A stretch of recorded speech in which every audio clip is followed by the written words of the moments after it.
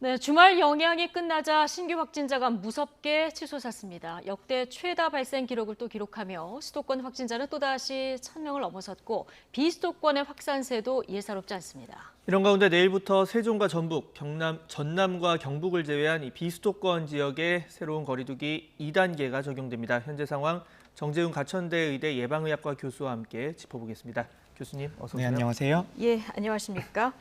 오늘 1,615명, 주말 효과 사라지니까 바로 수직 상승하는 모습을 볼 수 있는데 자, 방역당국 설명으로는 거리두기 효과가 나타나려면 일주일 정도 시간이 필요하다 이렇게 밝혔습니다. 거꾸로 보면은 일주일 정도는 이 확산세가 불가피하다 이렇게 봐야 됩니까? 네, 지금 확산 속도가 매우 가파른 상태이고요. 예. 그렇기 때문에 일주일 정도는 확산세가 더 지속될 것으로 보입니다. 하지만 문제는 일주일 뒤에 정점을 찍고 내려온다고 하는 것은 4단계 사회적 거리두기 정책이 효과가 발휘한다는 가정하에 있는 것입니다. 하지만 지금 델타 변이 바이러스가 전문가의 예상을 뛰어넘을 정도로 전파 능력이 매우 높기 때문에 과연 4단계 조치가 적절한 효과가 있을지에 대해서도 충분히 확인이 필요합니다. 네. 자, 그러다 보니까 내일부터는 이 세종, 전북, 전남, 경북 제외한 나머지 이제 2단계로 적용이 되는데 내용을 보니까 식당, 카페 기존에 제한 없었다면 이제 24시 이후에는 매장 내 영업 금지하고 그리고 사적 모임 제한도 없었던 지역도 이제 추가로 도입을 하기로 했습니다. 이 조치만으로 좀 괜찮을까라는 분들이 네, 있는데 저는 조금 우려가 되는 부분이 있고요. 지금 수도권에서 사회적 거리두기 4단계가 적용되고 있는 상태인데요. 네. 그때까지만 해도 비수도권에서는 거의 1단계에 가까운 조치들이 있었습니다. 예. 그렇게 단계의 차이가 크게 되면 필연적으로 풍선 효과가 발생할 수밖에 없고요. 네. 그렇기 때문에 전국적인 확산을 막기 위해서라도 비수도권과 수도권의 단계의 격차를 줄일 필요가 있습니다. 그래서 줄여서 이번에 2단계로 네, 간 그래서 건데 좀 2단 부족한가요? 그래서 2단계로 가 있긴 합니다만 2단계 사회적 거리두기 정책이라고 한 게 예. 과거에 시행되는 것보다 단계가 떨어져 있는 상태입니다. 생각을 해보시면 7월 전에 있던 2단계와 지금의 2단계는 방역 단계가 많이 완화된 것이거든요. 예. 그렇기 때문에 델타 변이가 확산 속도가 매우 빠르고 그리고 비수도권에서도 확진자가 급격하게 늘어나고 있습니다. 그렇기 때문에 비수도권에서도 사회적 거리두기 정책을 조금 더 상향 조정할 필요가 있다고 저는 생각합니다. 예. 그러니까 지역으로 이제 풍선 효과가 걱정된다 얘기를 해주셨는데, 자, 어떤 곳은 허용이 되다 보니까 대형 콘서트 안 되는 지역들 되는 지역으로 옮겨서 콘서트를 열어서 어제 보니까 굉장히 많은 인원이 한꺼번에 모여 있는 이런 장면도 우리가 볼 수 있었습니다. 자, 그런 의미에서라도 지역별 이 격차는 앞으로도 조금 지금보다도 더 줄여야 된다 이렇게 보시는 건가요? 네, 그런 현상들을 일종의 도덕적인 해이라고 볼 수 있고요. 예. 도덕적인 해이라고 하는 것이 이런 개별 당사자들이 도덕적으로 잘못했다는 것이 아니고 제도적으로 어쩔 수 없이 그렇게 유도가 되는 겁니다. 그렇죠. 이런 현상들을 없애기 위해서라도 단계의 격차를 줄일 필요가 있고요. 그리고 방역 정책에 있어서도 일관성이 중요한데 어떤 지역에서는 가능한 것들과 어떤 장소에서는 되는 것들이 다른 장소에는 안 된다라고 하면은 도덕적인 해이가 더 촉발이 될 수 있기 때문에 가급적이면 방역 정책은 포괄적이고 일관성이 있어야 됩니다. 예. 포괄적이고 일관성이 있어야 된다. 예.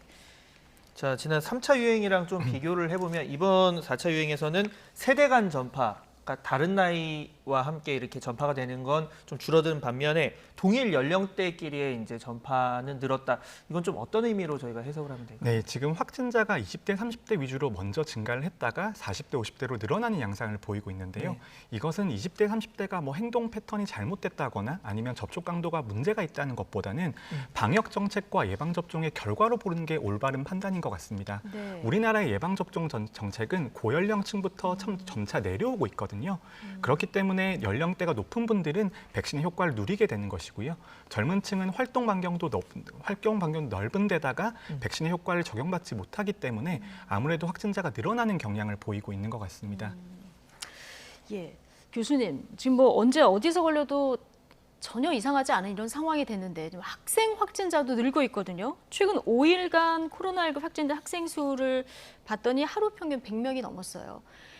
이제 8월 중순 넘으면 개학을 또 해야 되는데 이때까지 좀 상황이 안전하게 정리가 될까요? 어떻게 보십니까? 네, 그렇게 8월 달 개학을 위해서라도 지금 예. 4단계 조치를 통해서 어느 정도 유행을 차단할 필요가 있는 것이고요.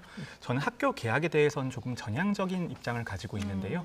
지난 1년 반 동안 교육 격차가 극심하게 벌어지고 사회의 방역을 위해서 학생들이 희생한 측면이 있습니다. 네. 그래서 2학기에는 가급적이면 사회가 학생들을 학교에 보낼 수 있게 좀 준비를 할 필요가 있고요. 여기에는 과학적인 근거들도 있습니다. 우리가 학교에서 유행 패턴을 보면 대부분은 사회에서 학교로 유입이 되고 다시 학교에서 가정으로 전파가 되는데 지금 고위험군, 특히 집에 계신 어르신들에 대한 접종이 어느 정도 완성이 되어 있기 때문에 학생들이 9월 정도가 되면 학교에서 걸려가더라도 집에서 이제 고위험군들에게 전파시킬 가능성이 좀 떨어지게 되고요. 그리고 고위험군에 대한 사망 가능성이 많이 떨어지기 때문에 우리가 어떻게 보면은 학교에서는 어느 정도 유행이 있더라도 그게 다른 사회로 파급 효과가 일어날 가능성은 조금 떨어진다고 볼 수 있습니다. 그러니까 이런 과학적인 근거를 바탕으로 할 때 저는 9월 달에 특히 고위험군에 대한 접종이 어느 정도 일단락이 되면 저는 학교는 계속 열어도 된다라고 생각하고 있습니다. 그러니까 지금 백신 접종률이 높아지고 있고요. 그리고 치명률도 낮아지고 있기 때문에 8월 말 9월쯤 상황을 좀 긍정적으로 본다고 하면 학교는 가도록 열어두는 게 좋겠다. 네, 그렇기 때문에 고위험군에 대한 접종이 중요한 것인데요. 예. 우리가 백신 접종의 효과는 두 가지입니다. 하나는 감염을 막아주는 효과이고요. 하나는 중환자를 막아주는 효과인데요. 네. 감염을 막아주는 효과는 델타 변이 바이러스가 워낙 확산 속도가 빠르기 때문에 이 확산 속도를 따라잡기에 지금 버거운 측면이 있습니다. 예. 그렇기 때문에 사망자를 막아주는 효과에 집중을 해야 되는데요. 만약에 코로나19로 사망하거나 중환자가 더 이상 발생하지 않는다면 코로나19에 대해서는 이렇게 강도 높은 방역을 더 이상 할 필요도 줄어들게 되는 겁니다. 그런 효과를 누리기 위해서라도 현재 접종 정책은 고위험군에 집중되는 것이 바람직합니다. 네. 빠른 접종이 중요할 텐데 지금 상황을 보면 이 4차 유행 주도한 이 델타 변이의 범위 그리고 확산세 점점 빨라지고 있습니다. 지금 70여 명 확진자 나온 인천 초등학교에서 이 20명의 델타 변이 감염자가 나왔거든요. 이 부분 좀 어떻게 보십니까? 네, 델타 변이 바이러스가 전문가가 예상한 것보다도 전파 속도가 더 빠른 면이 있고요. 네. 그리고 다른 나라, 특히 델타 변이가 심각하게 유행하고 있는 예. 영국이나 이스라엘 같은 나라들은 사회 전체적인 접종 수준이 70% 정도에 도달해 있습니다. 그 상태에서도 전파 속도가 예. 그렇게 빠른데 우리나라는 1차 접종자가 31%, 2차 접종까지 완료한 사람이 11%에 불과하기 때문에 집단 면역의 효과를 누리기는 아직 너무 낮습니다. 접종률이. 그래서 다른 나라보다 전파 속도가 더 빠르다고 봐야 될 것 같고요. 또 하나는 우리가 변이 바이러스 확인을 할 때에는 어떤 특정한 유행 집단, 즉 클러스터가 있을 경우에는 그 클러스터 안에서 최대 2건까지밖에 검사를 하지 않고 나머지는 역학적인 관계가 있으면 델타 변이에 감염됐을 것으로 추정하는 형태를 가지고 다 있습니다. 검사를 할 수가 없습니다. 네, 그렇기 때문에 어떤 클러스터가 생겨서 대규모의 유행이 발생하면 그중에서 몇 건이 델타 변이가 확인이 됐다면 전체 확진자가 모두 델타 변이에 감염됐다라고 추정하는 게 과학적으로 타당해 보입니다. 예. 자, 델타 변이 지금 수도권 검출률이 한 일주일간 봤을 때 2배 정도 증가한 이런 상황인데요. 이게 어제 상황에 대한 수치가 발표되는 게 아니지 않습니까? 네, 지금 예. 델타 변이에 대해서는 일주일의 시차가 존재하고요. 예. 델타 변이는 일반 PCR 검사처럼 8시간이나 하루 정도 만에 결과가 나오는 것이 아니고요. 변이 바이러스를 확인하기 위해서는 3일 내지 4일 정도의 시간이 걸립니다. 그리고 지금은 검사량이 적체가 되고 있기 때문에 최대 일주일 정도의 지연이 있다고 봐야 되고요. 지금 정부가 발표하고 있는 델타 변이의 비율은 일주일 전의 비율입니다. 예. 네, 일주일 지금 더 높아져 현실적으로 보면 더 높을 수도 있다. 네, 지금의 증가 속도가 일주일 단위로 거의 차지하는 네. 비율이 2배 정도 증가하고 있기 때문에요.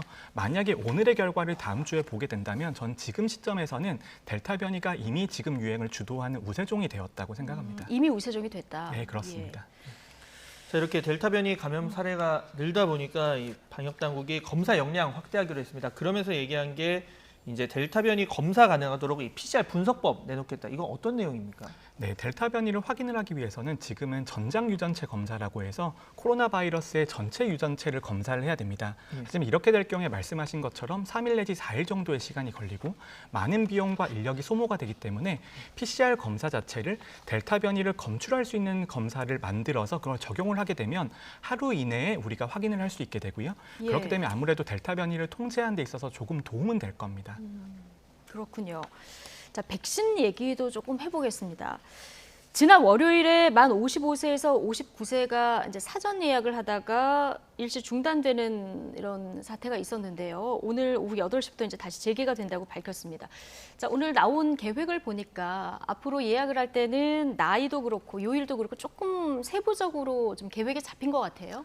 네, 지금 어제와 같은 현상이 생겼던 이유는 우리나라가 접종 물량이 확정되는 것이 공급사에서 일주일 정도 전에 통보를 해주게 되는 형태를 가지고 예. 있습니다. 그렇기 때문에 우리가 어느 정도 물량을 확보하고 있는지를 그 2주나 3주 뒤는 예상치에 의존할 수밖에 없는데요. 그런 불확실성을 제거를 하고 예약을 받다 보니까 이런 현상이 생기는 것이고 네. 두 번째로는 국내에서 보유하고 있는 여유 물량을 남기지 않고 최대한 들어오는 대로 접종을 하려고 하다 보니까 이런 현상이 생기는 것 같습니다. 근데 예. 사실 이런 것들은 행정적인 묘를 발휘하면 얼마든지 막을 수가 있습니다. 우리가 확보가 가능한 물량들은 정해져 있고요. 접종 대상자도 우리나라에서 연령대별로 다 정해져 있습니다. 그렇기 때문에 55세에서 59세 사이로 이렇게 넓은 구간을 잡는 것이 아니고 59세부터 58세부터 이런 식으로 1세 단위로 천천히 내려오게 되면은 아무래도 이런 불편이 훨씬 더 덜하실 것 같고요. 정부에서도 이런 방향으로 접종 계획을 잡고 있는 것 같습니다. 네. 자, 돌파 감염 사례도 좀 짚어보겠습니다. 이 돌파 감염이 그러니까 각 백신별로 이제 1회면 1회, 2회면 2회 정해진 이제 숫자를 다 맞고 14일이 지났을 때 그 이후에 코로나에 감염되는 경우를 말하는데, 자, 어제 252건 발견됐다고 했어요. 일단 이 수치가 뭐 전 세계적인 거에 비해서 좀 많은 겁니까? 아니면 적은 겁니까? 네, 아직까지 전 세계와 비교하기는 조금 이르고요. 우리가 돌파 감염이 늘어난다는 것은 다른 말로는 백신이 감염을 막아주는 효과가 점점 떨어지고 있다는 것을 예. 의미를 합니다. 하지만 많은 분들이 아시는 것처럼 감염을 막아주는 효과 자체는 mRNA 백신이 조금 높은 편이고요. 바이러스 전달체 백신이 조금 낮은 편입니다. 그런 것들이 수치로 나타나고 있다고 보셔야 될 것 같고요. 하지만 우리나라는 다른 나라랑 직접 비교하기가 조금 어려운 것이 특정 연령대에 따라서 접종하는 백신이 정해져 있기 때문에 예. 연령대마다 행동하는 패턴들이 조금 다르게 됩니다. 직접적인 비교는 어려운 상황이지만 아무래도 얀센 백신처럼 1회 접종하는 백신은 돌파 감염 사례가 많을 수밖에 없고요. 그리고 mRNA 백신보다 바이러스 전달체 백신에서는 돌파 감염 사례가 더 크게 늘어날 수 있습니다. 예. 자, 그런데요. 다른 백신보다 얀센 백신을 접종한 후에 돌파 감염 사례가 지금 많이 나오고 있거든요. 이건 한 번만 맞기 때문인가요? 네, 말씀하신 것처럼 얀센 백신은 1회 접종만 해도 접종 완료자로 분류가 되기 때문에 예. 돌파 감염의 정의 자체가 접종 완료 이후에 감염된 사례입니다. 그렇기 때문에 이런 현상이 나타났다고 볼 수 있고요. 네. 의학적으로 봤을 때는 얀센 백신은 아스트라제네카 백신을 1회 접종하는 것과 거의 동일한 효과를 가지고 있다고 보셔야 될 것 같습니다. 그렇기 때문에 아무래도 감염 예방 효과는 많이 떨어지게 되는 것이고요. 예. 얀센 백신의 목적 자체는 감염을 막아주는 것이라기보다는 중환자와 사망자가 되는 것을 막아주는데 단 1회 접종만으로도 충분히 근거 있는 결과를 보여주고 있다. 그렇게 받아들이셔야 될 것 그럼 같습니다. 교수님, 얀센 백신을 맞으신 분들이 우리나라도 꽤 있잖아요. 그러면 뭔가 부스터샷 접종이 필요하다고 보십니까? 네, 저는 얀센 백신에 대해서는 부스터샷을 검토할 필요가 있다고 생각을 검토할 하고요. 필요가 있다. 그리고 예. 대부분의 접종 완료 백신, 2회 접종 백신 같은 경우에는 2회 접종이 완료가 되면 거의 임상 3상 시험과 비슷한 정도의 결과가 나오게 됩니다. 하지만 아무래도 한 번 접종하게 되면 백신의 지속 기간이나 효과에 있어서 보장이 어렵기 때문에 예. 지금 얀센사에서도 임상 시험을 진행을 하고 있고요. 전 세계적으로도 아마 내년이 되면 얀센 백신 접종자에 대해서는 한 번 더 추가 접종을 고려를 해야 될 것으로 보입니다. 아직 임상 결과는 얀센 측에서 하고는 있다고 말씀하셨는데, 그럼 만약에 한 번 더 추가 접종을 하게 된다면 동일 백신으로 맞는 것이 좋습니까? 아니면 다른 백신으로 맞는 게 좋습니까? 네, 교차 접종에 대해서는 전 열려 있는 입장이라서 예. 가능하다면 수급 상황에 따라서 이제 그때 적용만 가능한 백신을 접종을 하면 아무래도 기존 1회 접종하는 것보다는 훨씬 더 높은 효과를 누릴 수 있을 것으로 생각을 하고요. 예. 그리고 제조사의 임상 시험 결과를 봐야겠지만 교차 접종에 대해서도 유럽과 외국의 데이터가 충분히 나와 있기 때문에 저는 효과성의 측면에서는 더 높을 가능성도 있다라고 생각합니다. 자, 교수님, 이 얀센 백신 관련해서 하나 더 보겠습니다. 미 FDA가 이 얀센 백신 그리고 이 길랭바레 증후군 부작용 간의 관련성을 경고를 했는데 국내에서도 뭐 의심 사례가 이제 5건 정도 나왔습니다. 일단 이 길랭바레 증후군 생소하신 시청자분들 많으실 텐데 이게 어떤 내용입니까? 네, 길랑바레 증후군이라고 하는 것은 어떤 감염 같은 것들이 있고 나서 우리 몸에 항체가 생기게 되면서 예. 자가 면역 질환처럼 근육이나 신경에 이상을 일으키는 질환들인데요. 매우 드문 빈도로 발생을 합니다. 하지만 길랑바레 증후군이 중요한 이유가 이전에 있었던 백신들에서도 백신 접종하고 나서 길랑바레 증후군이 생긴 사례가 있었기 때문에 길랑바레 증후군이 백신 접종 후에 생겼다라고 하는 것은 인과관계가 어느 정도 인정될 가능성이 있는 것입니다. 그렇기 때문에 주의 깊게 살펴봐야 되는 부작용이고요. 예. 또 하나는 이제 mRNA 백신에서 생기는 심근염이라든지 아니면 희귀혈전과 비슷하게 이 길랑바레 증후군도 한 번 발병했을 때 사망의 가능성이 있습니다. 그렇기 때문에 면밀한 관찰이 필요한 것이고요. 특히 얀센 백신이나 아스트라제네카 백신 같은 경우에는 바이러스 전달체 백신이어서 우리 몸이 감염된 것과 거의 동일한 상태라고 보시면 될 것 같습니다. 그래서 발병 기전상으로 봤을 때도 바이러스 전달체 백신에서는 이런 길랑바레 증후군이 나타날 가능성이 충분히 있습니다. 예. 자, 이제 여러 가지 현황들을 짚어봤는데 교수님 지금 집단 멈춤에 국민들이 적극 동참하면 방역 당국에서는 8월 말쯤 되면은 뭐 이제 세 자릿수로 내릴 수도 있다, 내려갈 수도 있다 이런 전망도 또 내놓기도 했는데요. 지금 상황에서 어떤 것들을 가장 주의해서 우리가 협조를 해야 될까요? 이제 방역 당국의 전망이라고 하는 것은요. 예. 우리가 8월 말까지 4단계 강화된 거리두기를 지속했을 때 나오는 예상입니다. 근데 우리가 4단계 거리두기를 2주간 하기로 발표가 되어 있는 상태이고요. 앞으로 10일 정도 뒤에는 어떤 단계가 내려질지 결정되지 않은 상태이거든요. 예. 그럼 국민들에게 현재의 상황을 좀 설명해 드리고 이 강화된 사회적 거리두기, 특히 4단계라는 조치가 훨씬 더 길어질 수 있다는 것을 꼭 알려드려야 될 것 같습니다. 그리고 다양한 예상 결과를 보면 2주만 4단계 조치를 하고 나서 다시 예. 예전으로 돌아가게 되면 확진자가 급격하게 늘어난다라는 시뮬레이션 결과들이 나오고 있거든요.